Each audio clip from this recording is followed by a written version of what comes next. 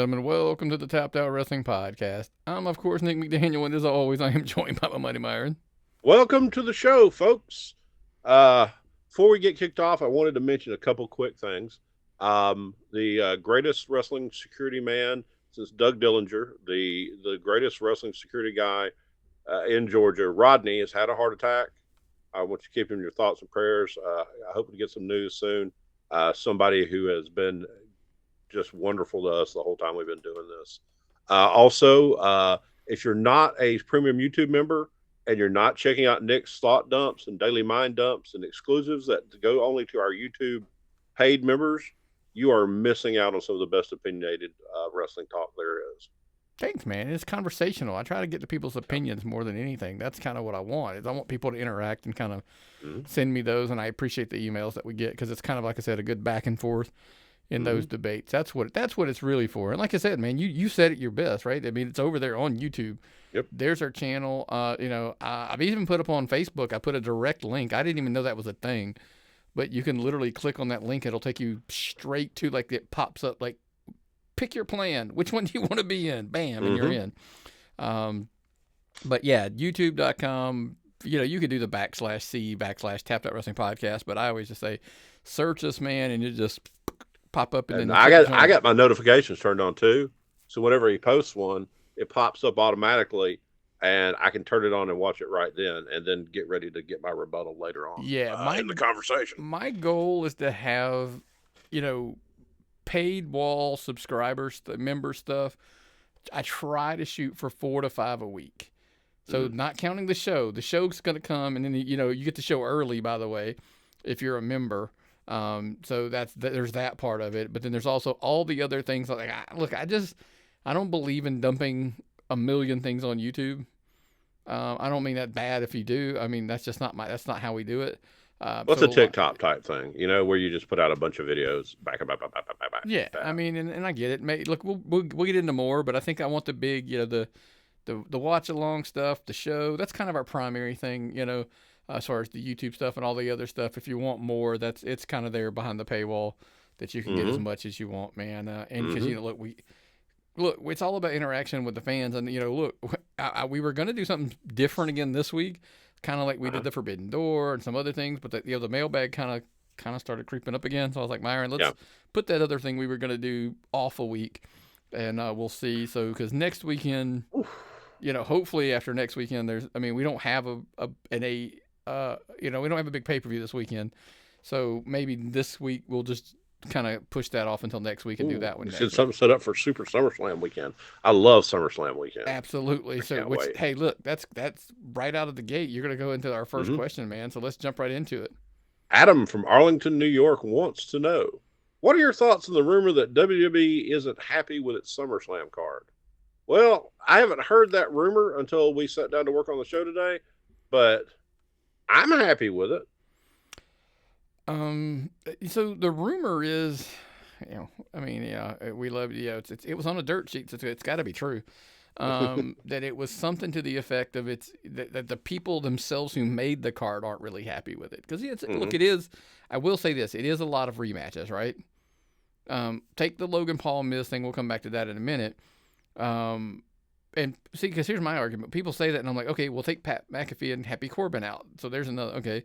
But now I do get it, like Riddle and Rollins and the Street Profits and the Usos and, Liv and Ronda's actually, that hasn't, like, it's a rematch for her title, but not per se. Becky and Bianca, we saw at Mania, right? Was it Mania? Yeah, whatever, doesn't matter. Well, I mean, guys, you can't have everything perfect, okay? Pat McAfee is selling this Happy Corbin thing and promoting. Have you ever seen an announcer do a better job putting over a match with a wrestler and make you want to watch it than this? No. McAfee is magic, okay? If he falls into that Shane McMahon role where he wrestles every couple pay-per-views a year and comes out there, I'm happy with it. I think he does exactly fill the Shane McMahon role because he does it sporadically. When he does it, like he's going to show out and try to go nuts. Now, look, some people don't like that because the argument is what, Myron? Same thing they had with Shane was the reason Shane can go all out and do crazy stuff is because he can rest. He's not getting back in the ring the next night or, on Raw or whatever. So I think he does have that advantage. But I think here's what people don't get. All of the matches are awesome. And by the way, Brock and Roman, I know this is supposedly this is it. This is the end of their rivalry. So be it. I actually say that's your wrestling draw, over to the side. Mm-hmm. But it's SummerSlam. Look, we talk about how Mania, SummerSlam, Survivor Series, Rumble, those are becoming like bigger events than just a wrestling pay-per-view. That's why premium live event, whatever you want to call it. Yeah. Logan Paul and Pat McAfee are drawing casual fan bases. I discussed some of this recently on some of that member stuff that you were talking about. Yes. But the point being, how many followers does Logan Paul have on social media? It's what, 27, 28 million or something crazy? Yeah. Or short of a zillion. Yeah. Pat McAfee has like 40. Yeah.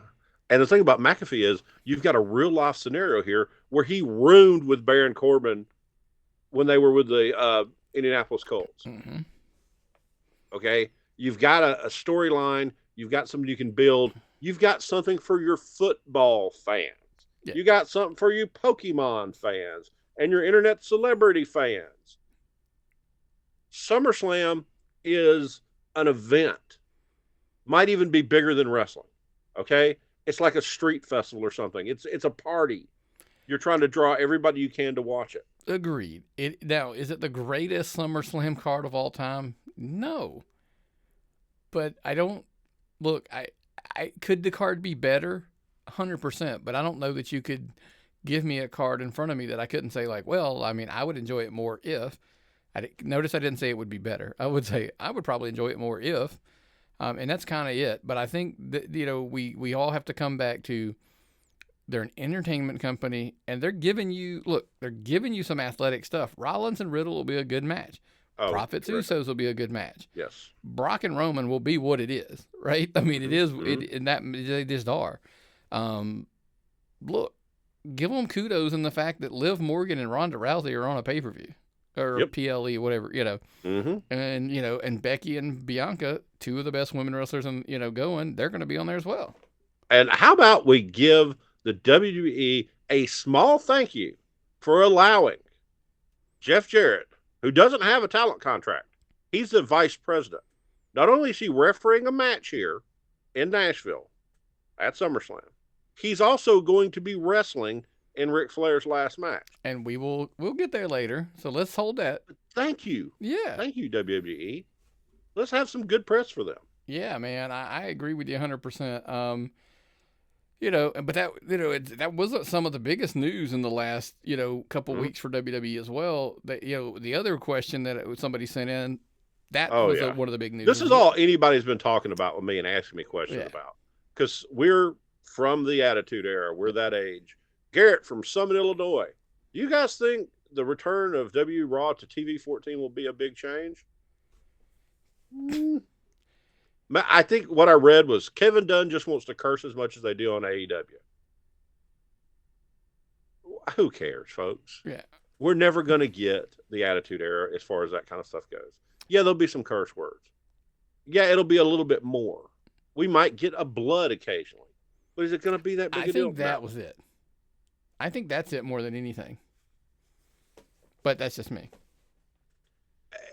It's if WWE focuses on the Vince Russo type booking, like did in the Attitude Era, and it's going to be hot lesbian action, and it's going to be people bleeding, and it's going to be it's not going to work today. Okay, they're going to have to continue to build their younger stars, good storylines, and things like that. If they're going to last, and they're going to build up and continue their success, will this put them on AEW's level? Honestly, AEW is not drawing as many people to watch. Well, I don't think that it matters. I don't think the TV thing matters. And the only reason I say that is I think they're going for the route of, hey, let's just ask, because if you're PG, then you kind of, you have to ask for permission for things and blah, blah, blah. The 14 just gives you a little bit of leeway there. to do something. Because we addressed it all, in our when we were talking. SmackDown's not going that. SmackDown's on network TV. They're not going the TV 14 route. They're going to stay PG, and it'll stay basically what it is. Look, I'm happy that they're going with at least to have the option. But the running joke is I say this with I enjoying AEW. Call me old man, whatever. At times I feel like AEW beats me over the head with language and blood, and they're going so hard into that base that it's hard for them to grow more. I want them to use it as a tool in the toolbox. Don't beat me over the head with the hammer of being able to say it. I totally agree with you 100%. Make it special. If you're going to use those words and the blood and things like that, make it special. Make it something that we talk about on a show. We don't talk about them cursing on AEW on a show every week because it's not anything special anymore, or somebody bleeding because it's not special anymore. Well, everybody flips everybody off too. Exactly. Use it creatively. Make it a tool in your toolbox. Make it something some people want to talk about. Make things that draw attention, and it'll work. Yeah. Just don't make it the whole program. Make it special. Make it a novelty. Make it something special. Like I said, a novelty. And speaking of novelties, look, hey, we got our friends over at slowpoketoys.com with Indy Wrestling Collectibles. Check this stuff out, folks. Yeah, absolutely. We got a couple words we want to hear from those guys as well. Hey guys, Nick with the Topped Out Wrestling Podcast, and I'm here to tell you about our latest sponsor, and that is Indy Wrestling Collectibles. You haven't heard of those guys? Oh, you know why? That's because they're making their big debut just a few weeks down the road at StarCast. That's right, Slowpoke Toys and Collectibles is launching a whole new line focused on indie wrestling collectibles. And we know our fans, that's what you love. You love indie wrestling. What their hopes are is down the road, they're going to help promote indie wrestling through sponsorships, advertising, vendoring, all that type of stuff. And like I said, you can see them for the first time right there at StarCast. But you know what? Maybe a sneak peek, some stickers, for the kids. Pins, broken chairs, tables, barbed wire bats, even a sticker for your car to show your true love right there for independent wrestling on your car. And that's just the start. Down the road, we're talking more pin designs, sticker designs, magnets, shrinky-dink stuff, plush toys, keychains, all of that good stuff. So you definitely want to make sure you give them a follow on their social media at Slowpoke Toys. And of course, make sure you check out the website, slowpoketoys.com, and get ready for that big reveal right at StarCast.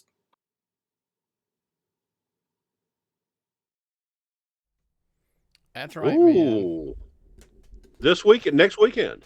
Yeah, it's a big to do, man. There's lots of stuff going on at StarCast, and that obviously is a huge, thing that we're looking forward to. Check those guys out. They have a vendor table there.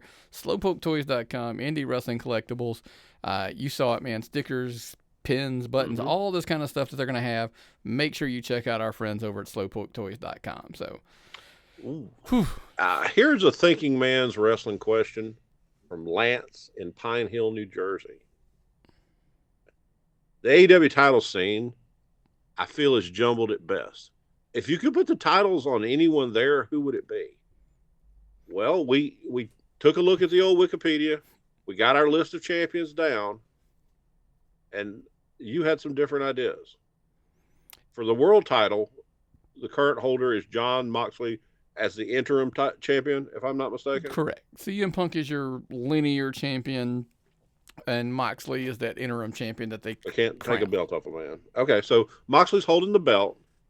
Who else would you think should be world champion? Just not on current storyline and not on build, right? But if you were to be booking and you wanted the belt on somebody, who would you put it on? Well, and I kind of, when I did some of these, I got creative where I was I would have to go back and say okay, how would I have gotten it on them?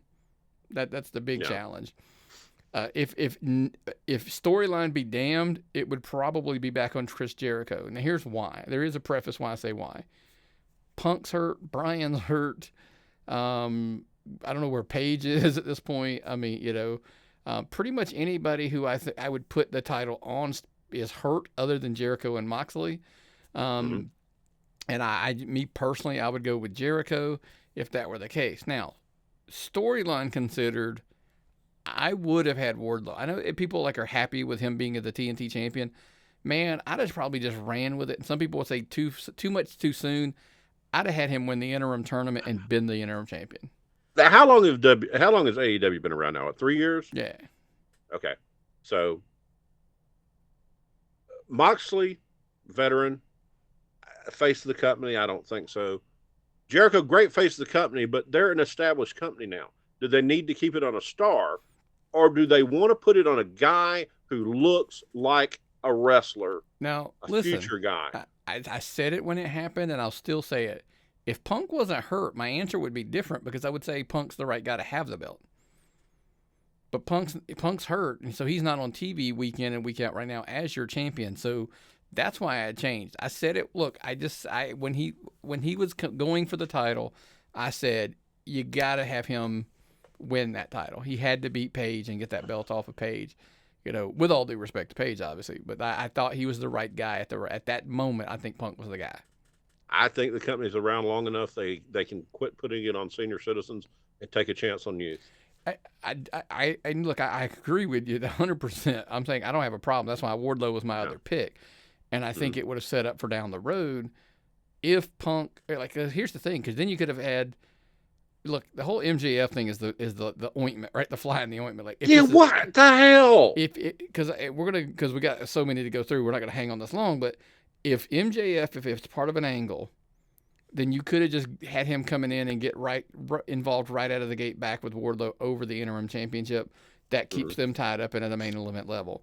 If it's not, and he's legit gone, then Wardlow's your guy. So when Punk comes back, bam, they just clash for those belts, or maybe right out of the way. But what if they bring MJF and Punk back at the same time, and they just have their thing, and then Wardlow keeps getting isolated off to the side? Right. I don't know. I don't like this booking choices. It is. TNT title is on Wardlow right now. Is that their Intercontinental title now? Is that what we're going to call it? In theory, that's what it's supposed to be. Okay. And again, of course, if we're taking Wardlow out of that spot, then Darby's probably who I would put in that spot. Very popular. He's over very anybody. Popular. Yeah. So I 100% agree. And that's another way. They used a veteran like Sting to get him over. He's over. Use that now. Yeah. You don't need Sting anymore for him. Nope. The All Atlantic title, I think Pac, best choice. Who do you think? I don't have a problem. I think I don't have a problem with Pac being your champion, but I honestly, look, going into that, I just assumed Miro re-signed, that, he was a longer time. I'm like, look, reward the guy, put this belt on him and do with it.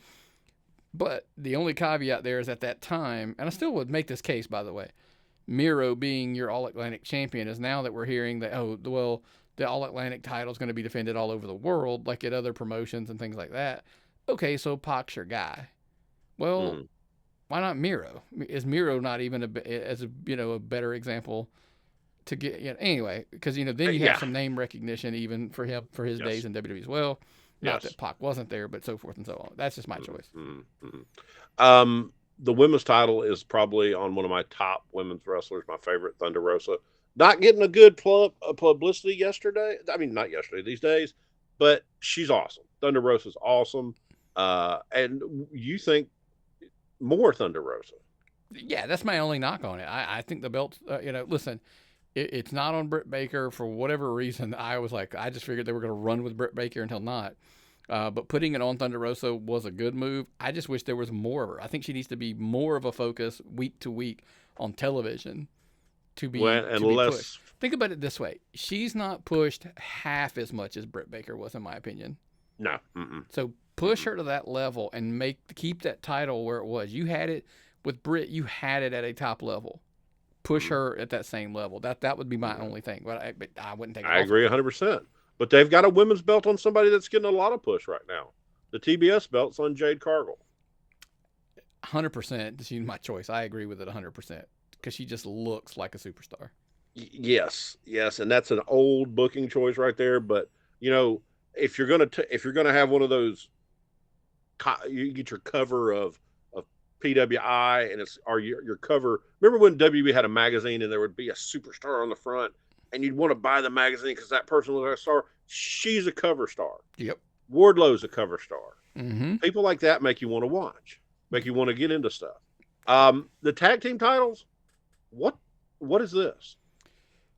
To me, it's a hot mess. I would agree. Now, again, this is my opinion. I'm not saying I'm right or I'm wrong. The only thing that doesn't sit with me is this is about a WWE move as it comes, good or bad. Take that for what it is. I just think it's something they would do. They took two individual guys that they had hopes and promises for, and they put them in a tag team, and now they're your tag team champions. In a promotion that people will argue with you that they have the greatest tag team division in wrestling, and you have two singles wrestlers as your tag team champions. So this is the name of their team is You Deserve It. Okay. This is two guys they needed to do something with. They put the belts on them.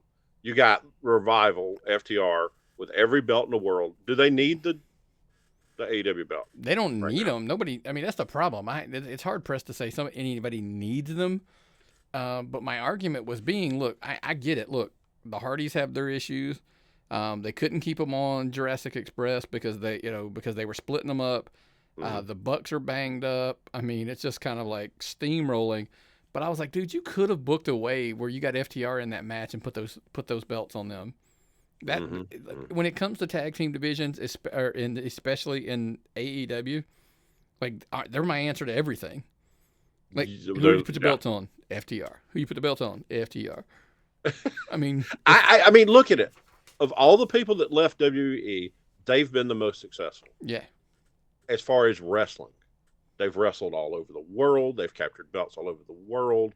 They've gone out there. They've done great. They've achieved what they wanted to do. Probably achieved status as one of the greatest tag teams of all time. In my opinion, they're up there in Midnight Express, Legion of Doom. Oh, God, no. No? Dude. But here's the problem. Myron, we always watch things through the lenses of our peak fandom, right? Like everything, nothing will ever be as good. And that's what I tell people. Nothing will ever be good as, and it's funny because mine's even like prior to even NWA Dusty. Like I saw Dusty in Florida, man, and I was like, that's Dusty, Midnight Rider, Kevin Sullivan feuding down in Florida, that kind of stuff. So like that's why Dusty will always be my favorite wrestler. Like somebody could be like, oh my God, this guy's so much better. I'm like, yeah, I don't think so. Because 6-year-old, 5 and 6-year-old Nick watched that Dusty, and I watched it through the non-jaded, like I'm trying to break shit down lens. I mean, it was like, no, he's just the best. That's why. So, but that's my take of like, will they ever be as good as the Rock and Rolls and the Midnights and stuff? You know what my answer to that is? That's who they want to be. They want to be the Brainbusters. No offense, that's who they want to be. And like, if I told them, I think you're one, like especially if I said you're one of the best tag teams in wrestling right now, they'd be okay with that. If I told them you might be, they're probably top 10. I don't think they're top 5 because I can give you 5 pretty quick that I think that are all time better than them. But that doesn't mean I don't think they would find that disrespectful either. Because that's just me respecting the teams that they probably idolized, growing up wanting to be. Oh, I'm following you 100%, Nick, and I can't agree more. And what I'm actually reflecting on is how crazy it is. We know Robert Gibson, and he knows us on site. And last November, we're sitting in a bar watching college football with Robert Gibson, one of the greatest tag team wrestlers ever. And I want to ask him, who would you think? But I don't want to mark out because I want to be cool because I still, I think he would be honest with you. He'd tell you that they're the best.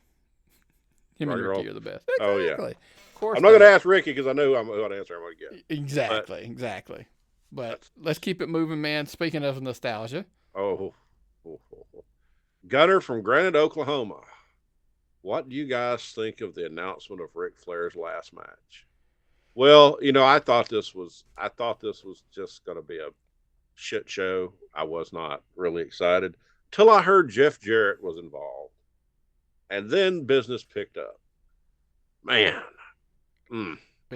Jarrett, if you've been under a rock, by the way, it was announced that the opponents in Ric Flair's last match he will team with Andrade, and Jay Lethal and Jeff Jarrett will face them, in a tag match. listen, somebody asked me what my take of the video was of the whole the parking lot incident. It was as cheesy as Memphis Jim Crockett Promotions as it gets, and it should have been. That was Oh my yeah. Oh yeah. This is old school. I gotta get my son-in-law to come and help me out versus these two evil bastards. yeah, and Oh, in the promos, you actually recited a promo you'd heard on Jarrett's podcast word for word. It was like a 5-minute promo. You did it word for word. It had that much of an impact on you. yeah, Jeff and on My World. If you haven't, by the way, if you haven't subscribed, you should. But if you haven't listened to this week's episode, just even for that one, it opens so good. Because look, they're in full promotion. Conrad and Jeff are in full promotion mode. They're promoting this thing, and they go down. They dig deep, man. And I mean that when I mean deep, they take every truth, rumor, and just kind of pull it all together, and just run with it. Jarrett pulls no punches.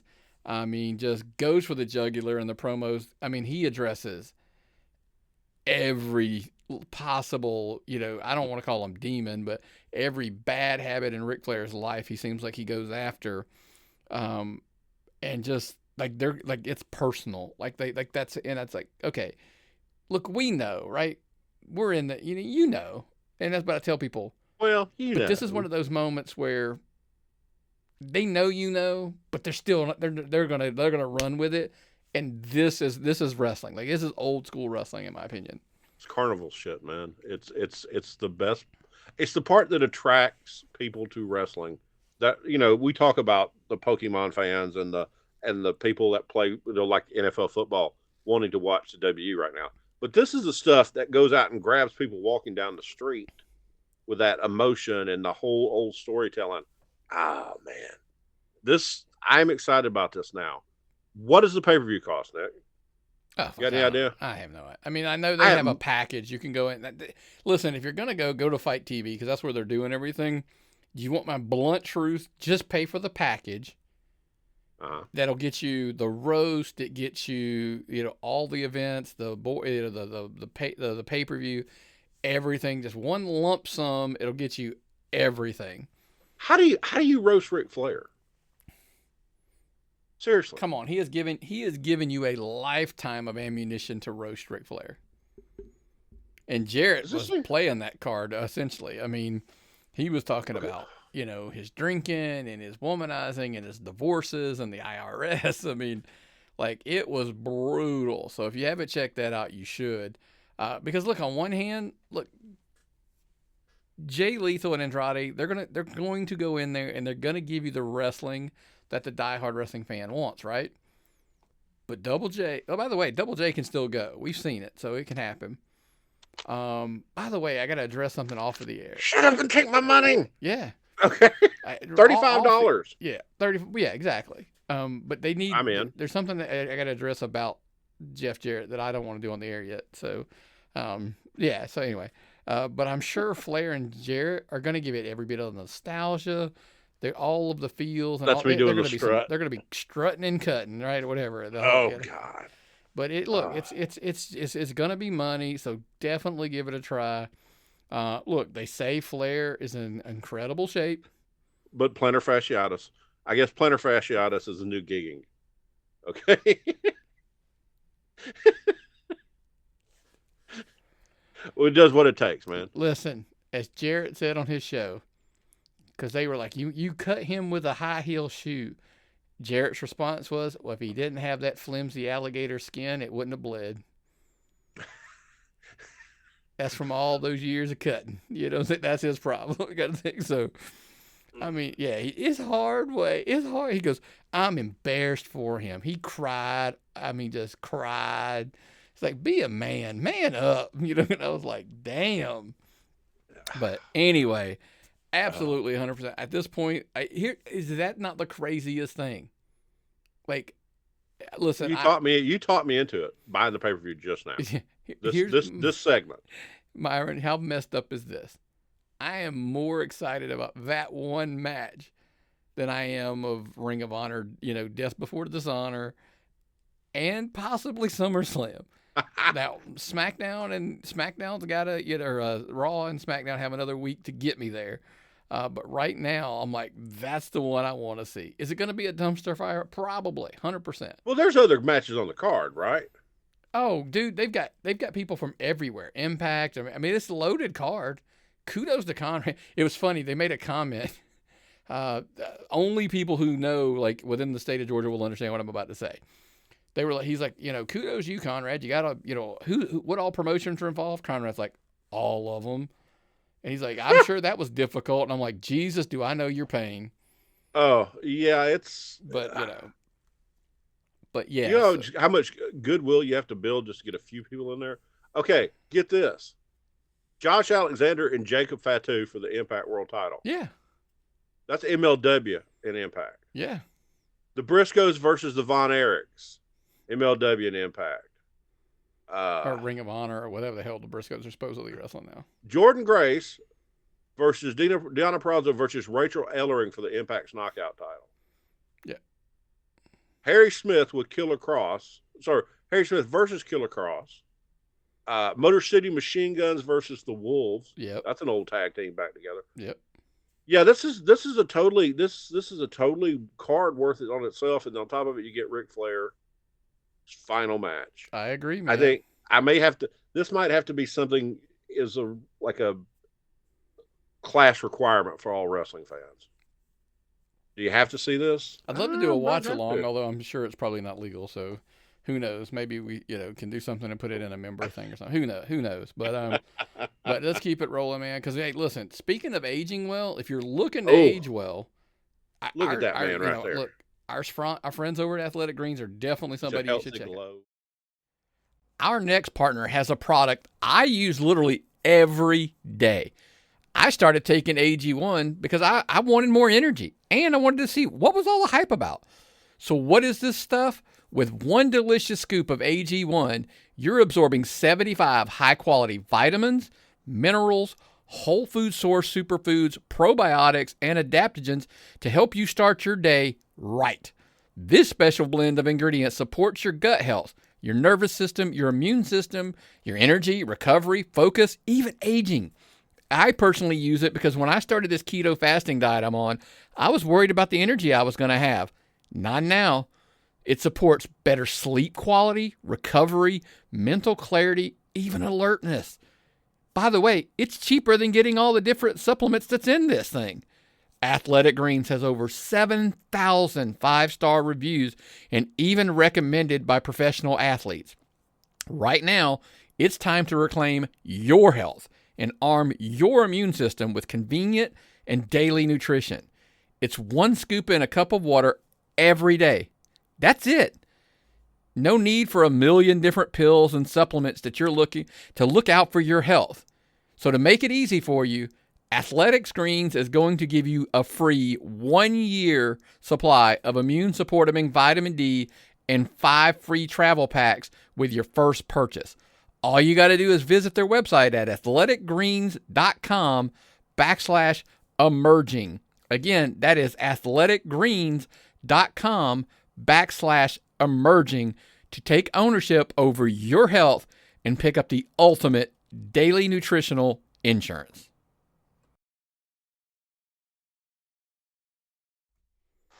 That's right, man. Check out our friends over at Athletic Greens. Put in the promo code there.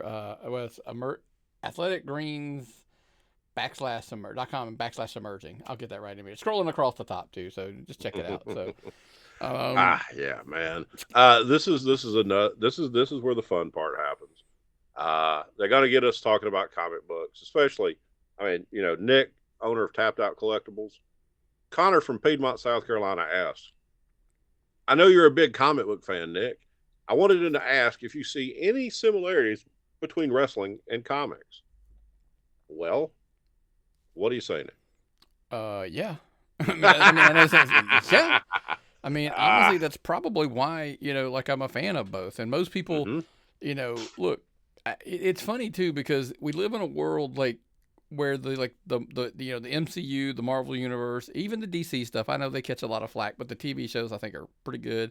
Movies are okay. I know they take it, But look, I mean, most people would make an argument with you that The Dark Knight is like, the Joker, Heath Ledger is the best comic book movie ever made. Some people will make that argument.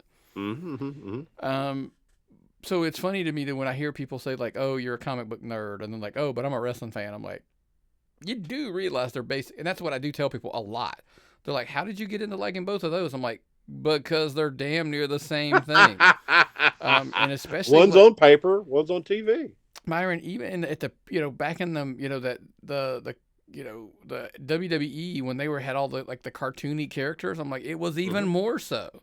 Yeah. But we've kind of gotten edgier, so times have changed. Because look, they're both they're just modern day morality plays. Well, that's what they should be, and I do get into that. That's a whole other argument, right? It's good versus evil. It's good guy, bad guy. Yes. And people like to play a lot of there's shades of gray, and then there's no real good guys or bad.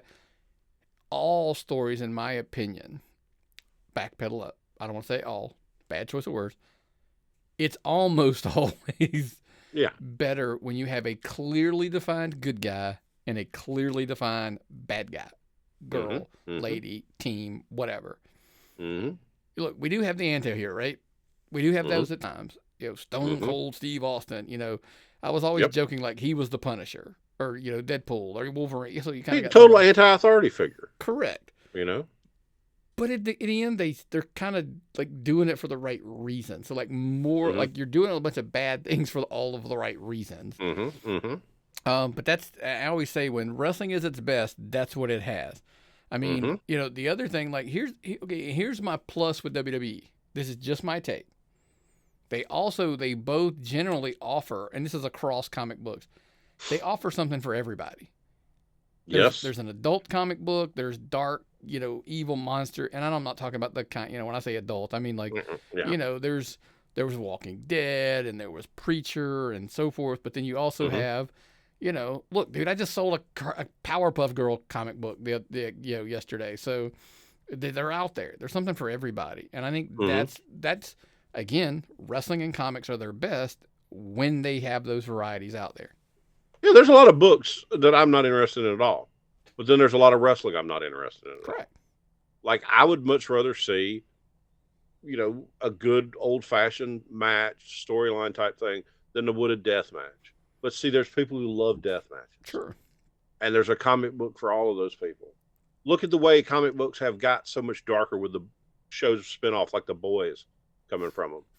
But there's also still comic books that you'd feel comfortable with giving to a 6-year-old.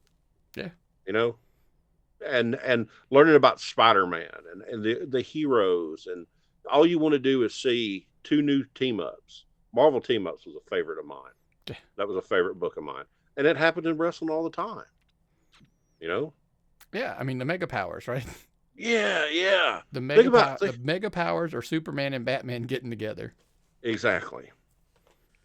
There's your analogy, right? But it's also stuff like, we teased with the image when we came in, big blockbuster events. We call them premium live events in wrestling. You call them crossover kind of sort of in comics. There was a picture of Crisis on Infinite Earth, but then Marvel had, they have Secret Wars and this. There's always some reason why. Although it's bigger than just one book. It's a bigger, and that's WrestleMania, and that's SummerSlam, etc. And plus there's a game we all play, right? We just did it. The Forbidden Door. We always wonder, like, what would happen if Batman fought Wolverine? Or Thor and Superman or something. Like we always do that kind of stuff. And we do the same thing when we talk about like WWE guys and AEW guys wrestling or whatever. So it's all kind of there. And of course, what was my last note, Myron? What do they both do better than anybody? They both sell a hell of a lot of merch. Yeah. Okay. Now, I don't see wrestling shirts on people like I used to, but I'll see comic book shirts everywhere I go. You can't go. I mean, and I work in a grocery store where I see people all day. Yeah. I see everybody is wearing comic book stuff because it's super popular right now, folks. Super popular. It's funny. My wife jokes with me, but when it comes to T-shirts, 90% of them are either wrestling or comic book shirts. I think it's closer to 95 here at the house. Yeah. And the rest of them are gimmicks or gags or something I got in a loot crate that's related to some other geek thing. Yeah. I have fun. I like to buy merch for stuff I like. I Yeah. like to collect on things. I don't let myself collect too much Yeah. because I'll go nuts. My Funkos. Think about Funkos. Wrestling, comic books. Wrestling, comic books, Star Wars. Yeah. Star Wars is the same damn thing. Massive morality plays. Correct. Giant events. God, I love it, man. And so if you don't read comics and you're a wrestling fan, you should try. Always find out your personality and pick out what you think you'll like the best, and vice versa. I always wonder why comic book fans don't dive in, more comic book fans. But I think the audiences do cross over, especially if within. It's funny. Because we picked the next question because like, what are the odds are that in the same week we get two questions that are both tied to that topic? So I was like, okay, Myron, we just got to use them both. So what was the next one? Wesley from Clarksville, Virginia wants to know, without any current casting considered, what wrestlers did you cast in the Marvel DC comic role, TV or movie? You got a picture there of what was one of the best comic book series, TV show crossover with a wrestler ever. God, John Cena's the best. I'm sorry. Peacemaker was awesome. Peacemaker was awesome. I can't wait. Are we getting another season soon? Yep, he's filming it. That's why he's not at Summerslam. They are filming it now, so that means probably beginning of next year if I had to guess. But but it is coming. Good. Oh yes. Oh yes. I did a laundry list here of just kind of throwing them out in my head. And look, they're not all perfect. It was just kind of literally like a rapid fire one. And I know everybody's going to go like, so I put Thanos, Brock Lesnar, and everybody's going to be like, oh, well, what about, slow down, I got somebody else for the role that you're probably thinking. Solid pick. Yep. Look, he could destroy most things with a snap of his fingers. Ask Alpha Academy and anybody from week to week, right? They're just left and right. Look, for the obvious reasons, Roman Reigns has to be Aquaman, right? Now, here's what's funny. Like freaking Aquaman. Huh? And he's wet all the time. Well, he looks like Jason Momoa, who plays Aquaman. Yeah. The problem with that theory is if you actually read the comic books, you always know that that's not what the original Aquaman looked like. But if you're basing it off of the new, this was the one that you pushed back the most, though. I said Randy Orton is Hawkeye. And I thought about this. There's justifications. They're both outlaws. They both been bad guys. Now they're good guys with an edge. Hawkeye was an assassin. He's a killer, trained by the swordsman. I just like cold-blooded. Maybe there's lots of reasons. The no-brainer, and listen, for all of the wrong reasons, it is just easy for me to picture Alexa Bliss as Harley Quinn. Well, that's just saying. Understandable. Yeah. We're going to pass on that one. We're going to keep moving right along. Yes, keep moving right along. Whereas Captain America would be Captain America. Exactly. I couldn't think he was a bad. I never would have pictured John Cena as a bad guy, the Peacemaker, because John Cena is like that squeaky clean image. So would have been perfect for Captain America. Built like Captain America, represents like Captain America. Goes to, I don't know if Captain America does Make-A-Wish, but if Captain America was a real, he'd do Make-A-Wish. I guarantee. Yeah, 100%. We're going to rapid fire here because I know this is, I got a lot. I didn't realize how many I put on here. I was like, oh, God, I did put a lot. Becky Lynch, Black Widow. Yes. The hair, the look, and, she's, I can see that. Now, earlier we talked about, a cover photo person like Jade Cargill. She-Hulk. I was like, she would be a phenomenal She-Hulk. This one I got, I was debating this with somebody, and when I said Falcon, I said Kofi Kingston. He can fly, he got to move, he's got the personality, all that. So I was like, I think he's that guy. Definitely.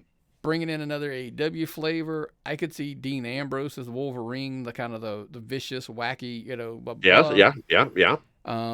Listen, when somebody said Loki, I'm like, dude, it's got to be Miz, right? It's got to be the Miz, yes, definitely, 100%. Even when he's telling you the truth, you still don't believe him. Like that's a Miz thing, right? Keith Lee was my Hulk.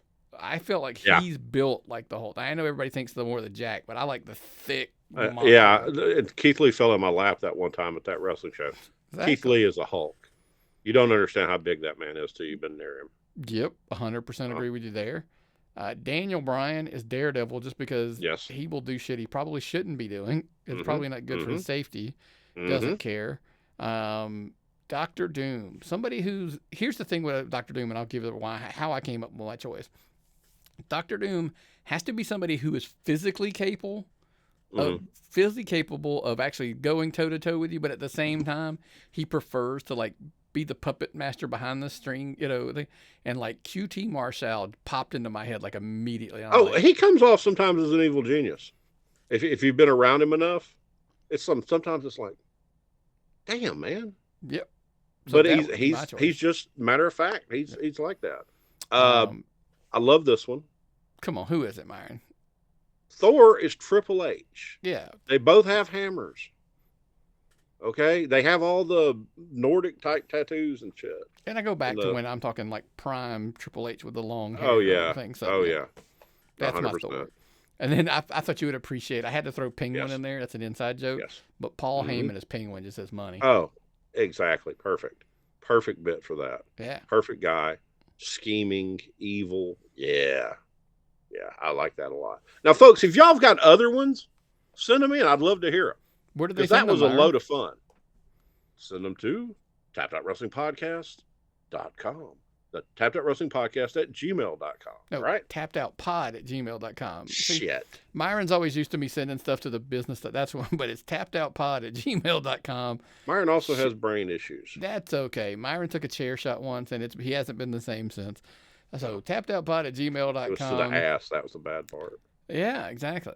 But hey, look, I mean, it's all about interaction. That's kind of what we love to do. That's why we always tell you should be a member. You should join over on the YouTube channel at youtube.com/C/tap.wrestlingpodcast. So do a search. I'll probably share that again, that link. That it's like I said, it's just a link that's on our Facebook page. You can click. I'll put it on our other social media as well, like Twitter and stuff like that. You can just click that link and it'll take you literally straight to where. Because here's the thing I found out over the weekend or last week. Yes. Somebody was trying to do it and they couldn't do it from their phone. You had to do it on the computer, which I didn't know that. But if that's true, if it's not true, somebody let me know. But that's just what we encountered. But hey, look, not everybody's on YouTube, Myron. We still have our podcast listeners, people that do just the audio. Look, you can every single place. Yeah, Apple Podcast, Spotify, iHeartMedia, Google Podcast, Amazon Music. I did it again the other day, Myron, where you're like, hey, I said, hey, Alexa, play Tap That Wrestling Podcast, and it pops up on the thing while I was making my breakfast that morning. All we ask is what, Myron? Tell them they need to subscribe somewhere. Subscribe, turn on notifications. Join with us, folks. Support our sponsors, Slowpoke Toys. Buy a shirt at Pro Wrestling Tees, Athletic Greens. And where can people go if we're talking about comic books, where can people find incredibly high-end comic books for the discerning collector? Listen, my easiest way is I used to tell people, like, look, we have a Facebook page, Tapped Out Collectibles, but look, I have an eBay store. Just go to eBay. Because here's the thing. Everything's listed there. Message me on the side.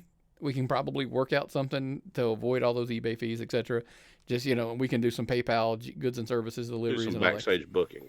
Yeah, we can do some backstage stuff, make it happen. But if everybody just wants to know the inventory, like it's all listed there for pretty much. I try to keep it up to date. Every now and then I fall a little bit behind, but not too much.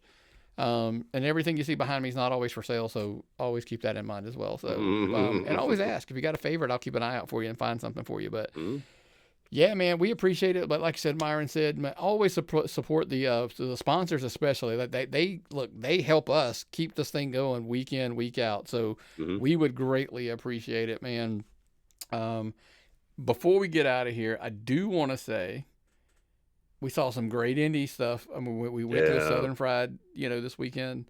They did some of the most entertaining. I did a video for the next day for something that stood out to me. And it kind of reassured me because, look, we went through this whole conversation, and this is not to knock because within the next couple of weeks, we're recording on Wednesday, AEW is in town tonight. And then it's not this Friday, but next Friday, SmackDown's in town. And a friend of ours was reaching out, and he was trying to get tickets and stuff, and he was like, Nick, it's $200 for 2 tickets to see AEW. Yeah. And you want to know what was just crazy? I told him, what if I told you For the same amount of money, you could almost get an entire year's worth of Southern Honor, Southern Pride, PCW, and I mean, like how crazy is that? Yeah. Yeah. And I don't think, because everybody's like, oh, but you get the experience, and your kid will get a year's worth of shows out of a local indie promotion and see the stars of tomorrow, get the interaction, get autographs, pictures, and all that kind of stuff. Maybe that's the alternative. I think it is, Nick. I think it is. And I've got to the point now, I would rather ride an hour to go see an indie event somewhere than watch wrestling on TV. And because I interact and I feel like I'm there and I laugh and I smile and I clap and I yell. It's the moment, and it's just great entertainment. Hey, probably the best per dollar entertainment. And you're not shoved in with 10, 15,000, 8, 10, 6, whatever thousand people. There's a lot to be said for that today. And I was just kind of like, that was my advice to him. Like, just take your kid. Take him to every local indie show. Like, message me, and I'll tell you, yeah, man, this is absolutely one you want to see, because I've been pushing all of that, and that's just kind of where we are, right? That's where we are at this point. That's my suggestion. Is if you ever want to renew your wrestling fandom, or you just feel like you're fading as a wrestling fan, go to an indie show. It'll cure it all right up. Yeah. So. But, man, that's all I had for this week. You got anything else before we get out of here? No, I've had a lot of fun doing the show. Had an awful lot of fun doing the show. It's been very entertaining. I've enjoyed it. Keep the questions coming. That's all we take. Keep the questions coming. It keeps us entertained, I assure you. So, love a good show idea, too, folks. Absolutely. Absolutely. Well, man, if that's everything you got, man, what's the old saying, brother? If I've got nothing and you've got nothing, what time is it? It's time to tap out.